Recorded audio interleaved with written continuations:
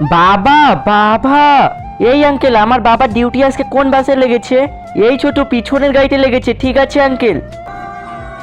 বাবা, আজকে তুমি এই বাস গাড়িটা পরিষ্কার করছো? আমি মনে করছিলাম আজকে তোমার ডিউটি মঞ্জুর ভাইয়ের কাছে হয়ে গেছে। মঞ্জুর ভাইয়ের কাজ আমি সকালে করে দিয়েছিলাম, তাই আমার এইখানে ডিউটি লেগেছে। আর তুই স্কুলে ড্রেস পরেছিস কেন? বাবা, আমি কাজ করার পরেও লুকিয়ে লুকিয়ে পড়তাম, আর আজকে আমি স্কুলে ভর্তি হয়ে গেছি। এই বাবু, তোকে আমি কতবার বোঝাবো, এই পড়াশোনা আমাদের এই গরিবের জন্য না।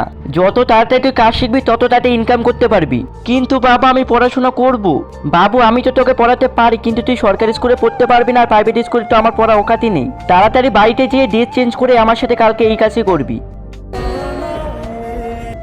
ঈশান, এই নে টাকা। রাহুল আর ওর ছেলে কোন বাস পরিষ্কার করছে? সাহেব, ওরা দুজন 4 নম্বর বাসে কাজ করছে। ঠিক আছে, তোর কাজ কর, আমি যাচ্ছি। রাহুল, এই নে তোর কাজ করার টাকা। আরে বাবু, তুইও নে তোর কাজ করার টাকা। বাবা বাবা, এই টাকা তো নকল। টাকাটা নকল মানে? না না ছেলে, এইখানে দেখ গান্ধীজির ছবি আছে। তুই এখনো বাচ্চা আছিস, তুই কিছু জানিস না। না বাবা, এখানে তো গান্ধীজির ছবি আছে। আর দেখো এখানে কি লেখা আছে, ভারতের বাচ্চাদের ব্যাংক। চলো সাহেবের কাছে জিজ্ঞাসা করে দেখি। সাহেব, তুমি আমাদের নকল টাকা দিয়েছো। এখন দেখছি এই গরিবরাও পড়াশোনা জানে।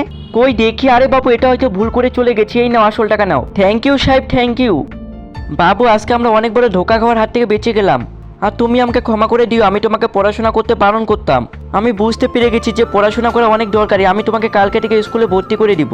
গাইস, ভিডিওটা ভালো লাগলে ভিডিওটা লাইক দিয়ে চ্যানেল সাবস্ক্রাইব করে দিয়ে যাও।